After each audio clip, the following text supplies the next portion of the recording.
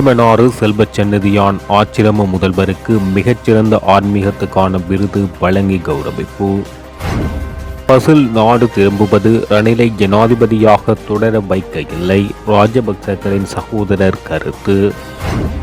ஜனாதிபதி தேர்தலில் கட்சி சார்பற்ற வேட்பாளராக களமிறங்கும் ரணில் விக்ரமசிங்க.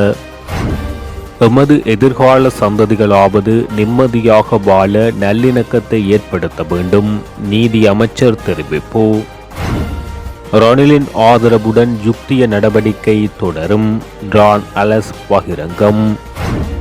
வடக்கு மற்றும் கிழக்கு மக்கள் சீனாவை வரவேற்கவில்லை, சாணக்கியன் தெரிவிப்பு.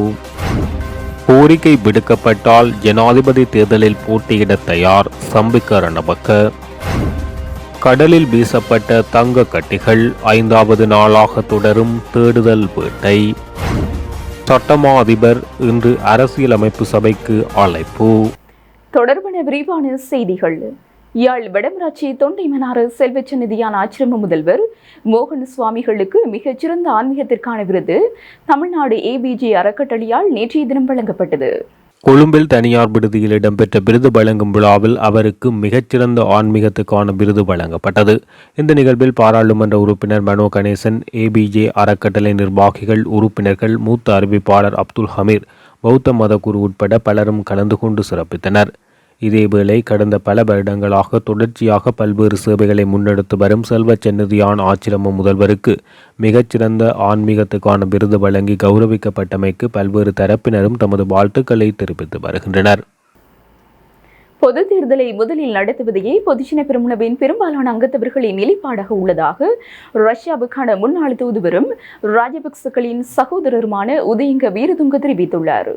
எனவே அதற்கான வியூகத்துடன் பசில் ராஜபக்ச மார்ச் மாதத்தில் நாடு திரும்பவுள்ளார் என குறிப்பிட்டுள்ளார். பொதுஜன பெரமுன மற்றும் பசில் ராஜபக்சவின் அடுத்த கட்ட செயற்பாடுகள் சம்பந்தமாக கருத்து வெளியிடும் போது அவர் இதனை தெரிவித்துள்ளார். பொதுஜன பெரமுனவினை ஸ்தாபித்து கடந்த காலத்தில் நாட்டில் நடாத்தப்பட்ட அனைத்து தேர்தல்களிலும் பெரு வெற்றி பெறச் செய்ததில் பசில் ராஜபக்சவின் புத்தி சாதுரியம் மிகவும் முக்கியமானது. அந்த வகையில் அவர் நாட்டிலிருந்து வெளியேறிய போது நாமல் ராஜபக்சவிடத்தில் கட்சி பணிகளை ஒப்படைத்துவிட்டு சென்றார். கட்சிக்கு கிராமங்களில் உள்ள சாதாரண பொதுமக்களுக்கு இடையிலான பிணைப்பினை வலுவாக வைத்துக் கொள்வதற்குரிய நடவடிக்கைகளை தொடர்ச்சியாக முன்னெடுப்பதோடு அவர்களின் கோரிக்கைகள், பிரச்சினைகள் சம்பந்தமாக கவனம் செலுத்துவதுதான் நாமல் ராஜபக்சவின் பிரதான பணியாக இருந்தது. இவ்வாறான நிலையில் பசில் ராஜபக்ச மீண்டும் எதிர்வரும் மார்ச் மாத நடுப்பகுதியில் நாடு திரும்பவுள்ளார். அவர் நாடு திரும்புவது ரணில் விக்ரமசிங்கவை மீண்டும் ஜனாதிபதி ஆசனத்தில் இருத்தி அழகு பார்ப்பதற்கல்ல, பொதுஜன பெரமுனவை பாதுகாக்கும் செயற்பாடுகளை முன்னெடுப்பதற்கும் கட்சியின் பெரும்பாலானவர்களின் நிலைப்பாடுகளுக்கு அமைவாக பொது தேர்தலை நடாத்துவதற்குரிய நடவடிக்கைகளை முன்னெடுப்பதாகும். பொது தேர்தலை நடாத்துவதாக இருந்தால் அதற்கான அறிவிப்பினை ஜனாதிபதியே செய்ய வேண்டும். இருப்பினும் பசில் ராஜபக்ச நாடு திரும்பியதும் இந்த விடயம் சம்பந்தமாக ஜனாதிபதி ரணில் விக்ரமசிங்கவுடன் பேச்சுக்களை நடாத்த உள்ளார் என தெரிவித்துள்ளார். அக்டோபர் மாதம் நடைபெறவுள்ள ஜனாதிபதி தேர்தலில் கட்சி சார்பற்ற வேட்பாளராக ஜனாதிபதி ரணில் விக்ரமசிங்கே போட்டியிடுவார் என முன்னாள் நிதியமைச்சர் ரவி கருணாநாயக்க தெரிவித்துள்ளார்.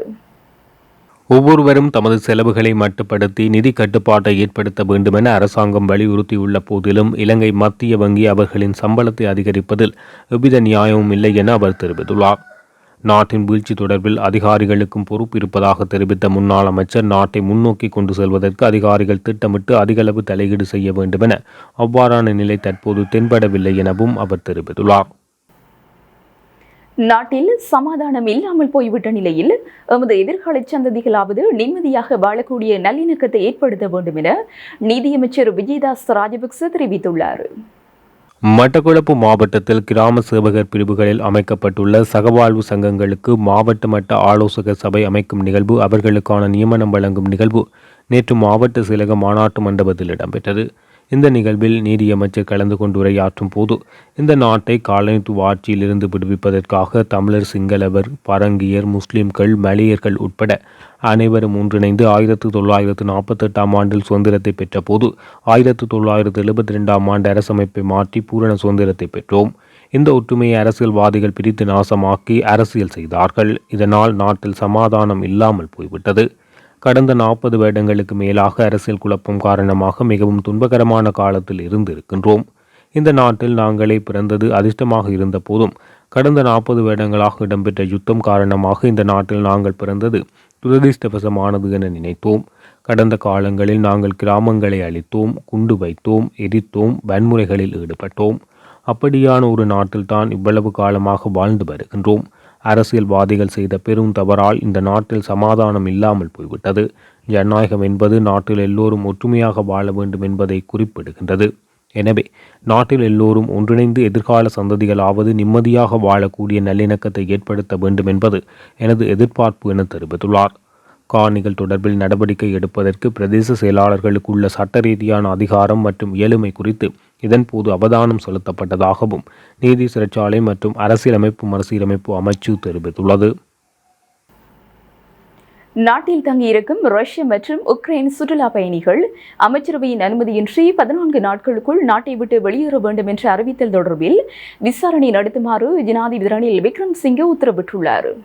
இலங்கை அரசாங்கம் உத்தியோகபூர்வமாக இது தொடர்பாக தீர்மானிக்கவில்லை என ஜனாதிபதி ஊடக பிரிவு வெளியிட்டுள்ள அறிக்கையில் தெரிவித்துள்ளது. இதேவேளை நாட்டில் தங்கியுள்ள ரஷ்யா மற்றும் உக்ரைன் சுற்றுலா பயணிகளை 14 நாட்களுக்குள் நாட்டை விட்டு வெளியேறுமாறு அரசாங்கம் இதுவரை எந்த தீர்மானமும் எடுக்கவில்லை என பொது பாதுகாப்பு அமைச்சு தெரிவித்துள்ளது. இந்த விவகாரம் தொடர்பில் விரிவான விசாரணை நடாத்தப்படும் என அமைச்சு தெரிவித்துள்ளது. தேசிய மக்கள் சக்தி அரசாங்கத்தின் கீழ் எவரேனும் மக்களின் சொத்துக்களை அபகரிக்க வந்தால் தடியடி எடுத்து அடிப்போம் என அக்கட்சியின் தலைவர் அனுருகுமார திசாநாயக்க தெரிவித்துள்ளார். தனது ஆட்சேபனை சொத்து மற்றும் சொத்து வைத்திருப்பவர்களுக்கு எதிரானது அல்ல என்றும் பொதுமக்களின் சொத்துக்களை சட்டவிரோதமாக குவித்தவர்களுக்கு எதிரானது என அவர் தெரிவித்துள்ளார். அந்த குழுவில் அரசியல்வாதிகள் மற்றும் சில தொழில் அதிபர்கள் இருப்பதாக அவர் தெரிவித்துள்ளார். அவ்வாறு இல்லாமல் பொதுமக்களின் சொத்துக்களை அபகரிக்க வாய்ப்பில்லை எனவும் அபகரிக்கப்பட மாட்டாது எனவும் அவர் மேலும் குறிப்பிட்டுள்ளார். தேசிய மக்கள் சக்தி வங்கி மற்றும் நீதிமன்றத்தின் கொழும்பு மாவட்ட மன்றத்தில் கலந்து கொண்டு உரையாற்றும் போது அவர் இதனை தெரிவித்துள்ளார். யுக்திய நடவடிக்கையானது சர்வதேச அழுத்தங்கள் உட்பட பல்வேறு சவால்களை எதிர்கொண்டாலும் ஜனாதிபதி ரணில் விக்ரமசிங்கவின் ஆதரவுடன் தடையின்றி தொடரும் என பொதுமக்கள் பாதுகாப்பு அமைச்சர் டிரான் அலஸ் தெரிவித்துள்ளார். யுக்திய நடவடிக்கையானது சர்வதேச அழுத்தங்கள் உட்பட பல்வேறு சவால்களை எதிர்கொண்டாலும் ஜனாதிபதி ரணில் விக்ரமசிங்கவின் ஆதரவுடன் தடையின்றி தொடரும் என பொதுமக்கள் பாதுகாப்பு அமைச்சர் டிரான் அலஸ் தெரிவித்துள்ளார். இந்த நடவடிக்கை எந்தவொரு காரணத்துக்காகவும் இடைநிறுத்தப்படாது என அவர் தெரிவித்துள்ளார். பண்டாரவளை சமூக காவல்துறை பிரிவினருடன் இடம்பெற்ற சந்திப்பின் போது அவர் இதனை தெரிவித்துள்ளார். அத்துடன் தான் பொதுமக்கள் பாதுகாப்பு அமைச்சராக இருக்கும் காலத்தில் இலங்கை மக்களுக்கான தனது கடமைகளை சரிவர நிறைவேற்றுவதாக டானலஸ் உறுதியளித்துள்ளார். சர்வதேச சமூகத்தை மகிழ்விப்பதற்காக தான் எந்தவொரு நடவடிக்கையை முன்னெடுக்கவில்லை என அவர் தெரிவித்துள்ளார். போதைப் பொருள் மற்றும் பாதாள உலக குற்ற கும்பல்களை ஒழிப்பதாக டானலஸ் தெரிவித்துள்ளார். மேலும் 1.5 மாதங்களுக்குள் ஹெரோயின், ஐஸ் மற்றும் ஏனைய ஆபத்தான போதைப் பொருள் போலீசாரினால் ஒழிக்க முடியும் என போலீஸ் மா அதிபர் தேசபந்து தென்னகோன் தெரிவித்துள்ளமையும் குறிப்பிடத்தக்கது.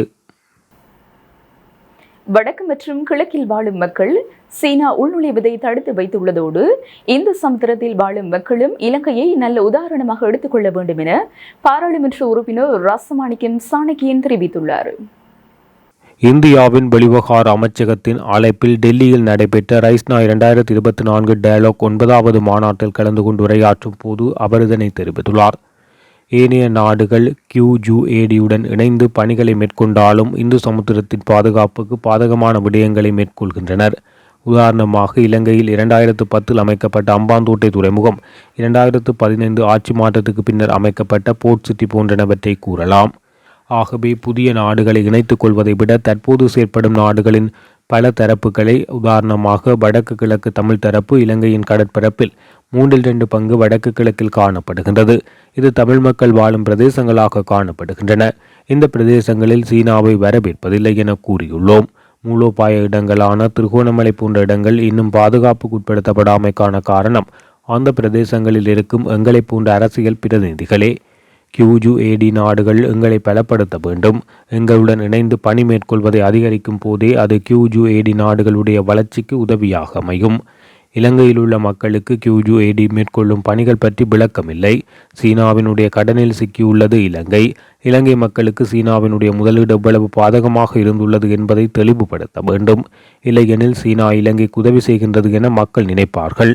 ஆகவே இலங்கையில் வெவ்வேறுபட்ட பணிகளை மேற்கொள்வதற்கு QUAD நாடுகள் முன்வர வேண்டும். மேலும் இலங்கைக்கு பொருளாதார நெருக்கடி வந்த வேளையில் QUAD நாடாக இருக்கக்கூடிய இந்தியாவை 4 பில்லியன் அமெரிக்க டாலர்களை வழங்கி உதவியது என்பதையும் சாணக்கியன் சுட்டிக்காட்டியுள்ளார். கோரிக்கை விடுக்கப்பட்டால் ஜனாதிபதி தேர்தலில் போட்டியிட தயார் என பாராளுமன்ற உறுப்பினர் சம்பிக்க ரணவக்க தெரிவித்துள்ளார். ஜனாதிபதி வேட்பாளர் என்ற சவாலை எதிர்கொள்ள நேரிட்டால் அதனை ஏற்றுக்கொள்ள தயார் என அவர் குறிப்பிட்டுள்ளார். இது குறித்து மேலும் தெரிவிக்கையில், தேசத்துக்காக விரிவான அரசியல் கூட்டணி ஒன்று உருவாக்குவதற்கு திட்டமிடப்பட்டுள்ளது. பொதுவான இணக்கப்பாடுகளின் அடிப்படையில் அரசியல் கூட்டணிகளை அமைத்துக் கொள்ள விரும்புகிறேன். பொது நோக்கம் ஒன்றுக்காக எமது பங்களிப்பினை வழங்க தயார். கூட்டு தலைமைத்துவத்தை உருவாக்கி அதனூடாக ஜனாதிபதி வேட்பாளர் தெரிவு நடைபெற வேண்டும் என வலியுறுத்தியுள்ளார். கடலில் வீசப்பட்ட கடத்தல் தங்க கட்டிகளை மீட்கும் பணிகள் 5வது நாளாக தொடர்கின்றது. இந்தியாவின் வேதாளை, சிங்குவலை, குச்சி மீன்பிடி கிராம கடற்பகுதியில் இலங்கையில் இருந்து கடத்தி செல்லப்பட்ட நிலையில் கடலில் வீசிய கடத்தல் தங்க கட்டிகளை தேடும் பணி இன்று 5வது நாளாக முன்னெடுக்கப்பட்டு வருகின்றது. தொடர்ந்து மத்திய வருவாய் புலனாய்வுத்துறை அதிகாரிகள் தீவிரமாக தேடி வந்த நிலையில் தங்கம் கிடைக்காத நிலையில் வட மாநிலத்திலிருந்து கடலுக்கு அடியில் பொருட்களை தேடும் ஸ்கேனர் கருவி வரவழைக்கப்பட்டு அதன் உதவியுடன் 5வது நாளாக கூபா வீரர்களை கொண்டு கடலுக்கு அடியில் தங்க கட்டிகளை தேடும் பணி தொடர்ந்து இடம்பெற்று வருகின்றது. யாழ்ப்பாணத்தில் பேருந்துகளின் மிதிப்பலகையில் இருந்து தவறி விழுந்து கடந்த வாரம் மாத்திரம் 2 மரணங்கள் பதிவான நிலையில் அதனை யாரும் கருத்திற்கொண்டு பொறுப்புடன் செயற்படுவதாக தெரியவில்லை என குற்றச்சாட்டு எழுந்துள்ளது.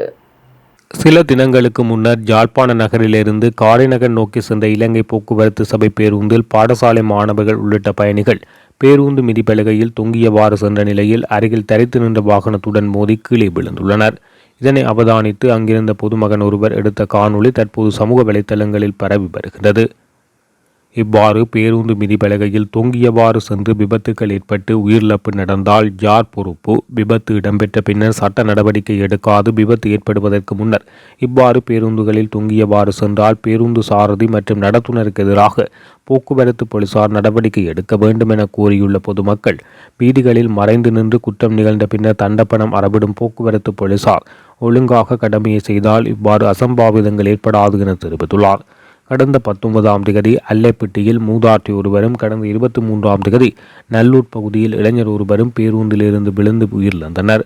அதிக பயணிகளை யார் ஏற்றுவது என்பதில் இலங்கை போக்குவரத்து சபை பேருந்துகள் மற்றும் தனியார் பேருந்துகள் இடையேயான போட்டி காரணமாக விபத்து, உயிரிழப்பு என்ப பல அசம்பாவிதங்கள் தொடர்ந்து இடம்பெறுகின்றது. இந்த நிலையில் குறித்த விடயம் தொடர்பில் பொது போக்குவரத்து ஆணைக்குழு, இலங்கை போக்குவரத்து சபை, தனியார் பேருந்து உரிமையாளர்கள், பேருந்து சாரதிகள், போலீசார், போக்குவரத்து போலீசார், பயணிகள், பொதுமக்கள் என அனைவரும் பொறுப்புடன் நடந்து கொள்வதே இன்னுமொரு உயிரிழப்பை தடுக்க உதவும் என தெரிவிக்கப்பட்டுள்ளது. சட்டம் அதிபர் சஞ்சய் ராஜரத்னம் இன்று அரசியலமைப்பு பேரவையில் ஆஜராக உள்ளார். சட்ட சிக்கலை தீர்ப்பதற்காகவே அவர் அழைக்கப்பட்டதாக தெரிவிக்கப்பட்டுள்ளது. அரசியலமைப்பு சபைக்கான எந்தவொரு நியமனத்துக்கும் ஜனாதிபதியினால் பெயர் பரிந்துரைத்த பின்னர் குறிப்பிட்ட பெயர் அரசியலமைப்பு சபையால் நிராகரிக்கப்படும் போது அநீதி இழைக்கப்பட்ட தரப்பு வழக்கு தொடர்ந்தால் அரசியலமைப்பு பேரவை சார்பில் சட்டமா அதிபரால் நிற்க முடியுமா என்ற தீர்மானத்தினை கேட்கவே சட்டமா அதிபரை அழைப்பதன் நோக்கம் என பாராளுமன்ற வட்டாரங்கள் தெரிவித்துள்ளன. அரசியலமைப்பு சபைக்கு சட்டமா அதிபர் ஆஜராகாத சந்தர்ப்பங்களில் தனியார் சட்டத்தரணி ஒருவரின் உதவியை பெற்றுக்கொள்வதற்கான ஏற்பாடுகள் குறித்து விசாரிப்பது இந்த அழைப்பின் மற்றொரு நோக்கமாகும். கடந்த காலங்களில் போலீஸ் மா அதிபர் மற்றும் பதில் போலீஸ் மா அதிபர் நியமனம் மற்றும் நீதிபதி நியமனம் ஆகியவற்றில் ஜனாதிபதியின் பரிந்துரைகளை அரசியலமைப்பு சபை உறுப்பினர்கள் சிலர் நிராகரித்தமை குறிப்பிடத்தக்கது. இத்துடன் எஃப்னக்லரியின் மதிய நேர பிரதான செய்திகள் நிறைவடைகின்றன. மேலதிக செய்திகளை அறிந்து கொள்ள www.jefnaclery.lk என்ற இணையதளத்தின் ஊடாக இணைந்து கொள்ளுங்கள்.